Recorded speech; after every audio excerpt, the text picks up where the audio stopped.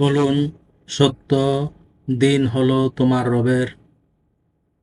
সুতরাং যার ইচ্ছা বিশ্বাস করুক কিংবা যার ইচ্ছা কুফরি করুক, নিশ্চয় আমি জালিমদের জন্য অগ্নি তৈরি করে রেখেছি, যার তাঁবু তাদেরকে ঘিরে রাখবে।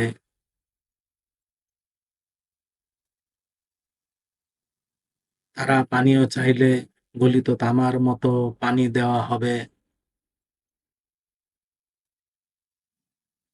যা মুখমণ্ডল দগ্ধ করবে।